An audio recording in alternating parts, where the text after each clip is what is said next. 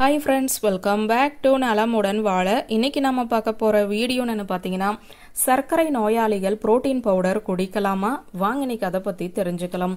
நம் உடலில் உள்ள அனைத்து செல்களும் நன்றாக வளர, தொற்று மற்றும் அலர்ஜியில் இருந்து குணமடைய, புதுப்பித்துக் கொள்ள புரோட்டீன் மிகவும் இன்றியமையாததாகும்.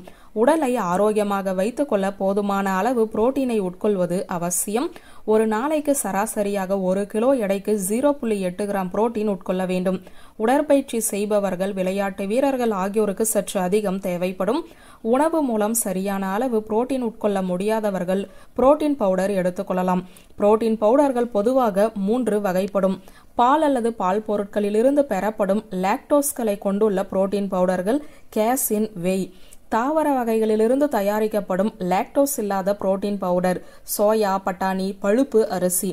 முட்டையின் வெள்ளை கருவில் இருக்கும் நீர்ச்சத்து நீக்கப்பட்டு தயாரிக்கப்படும் புரோட்டீன் பவுடர். இதுதான் 3 வகை. புரோட்டீன் பவுடரை தண்ணீரிலோ அல்லது பாலிலோ கலந்து குடிக்கலாம். சர்க்கரை நோயாளிகள் புரோட்டீன் பவுடர் உட்கொள்வதால் தசைகளின் வளர்ச்சி மற்றும் செயல்பாடு மேம்படுகிறது. மேலும் இது நோய் எதிர்ப்பு திறனை அதிகரித்தும், எலும்புகளை வலுவடைய செய்தும், வயிறு நிறைவு உணர்வை ஏற்படுத்தி, உண்ணும் அளவை குறைத்தும், இரத்த சர்க்கரையுமே குறைக்கிறது.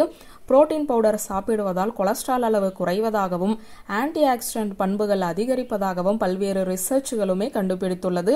இதனை இடை உணவாகவோ அல்லது உடற்பயிற்சிக்கு முன்னரோ பின்னரோ எடுத்துக்கொள்ளலாம். புரோட்டீன் பவுடரை நீங்கள் தினசரி பயன்படுத்துவது தவறல்ல. ஆனால் அதன் ஊட்டச்சத்து விவர சீட்டை நன்றாக சரிபார்த்து, ஒரு கரண்டியில் 20 முதல் 30 கிராம் வரை புரதம் இருக்கக்கூடியதாகவும், சர்க்கரை மற்றும் கலோரிகள் குறைவாக உள்ள பவுடரையே தேர்ந்தெடுங்கள். புரோட்டீன் பவுடர்களில் காஃபின், கிரியாட்டின் போன்ற செயற்கை பொருட்களோ அல்லது ஆர்சனிக், ஈயம், காட்மியம் போன்ற அடர் உலோகங்களோ இருந்தால் அவற்றை தவிர்த்தல் நல்லது.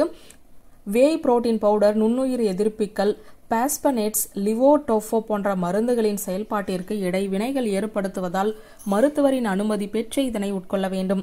லாக்டோஸ் ஒவ்வாமை உள்ளவர்கள் மற்றும் சிறுநீரக செயலிழப்பு பாதிப்பு உள்ளவர்கள் புரோட்டீன் பவுடரை தவிர்க்க வேண்டும்.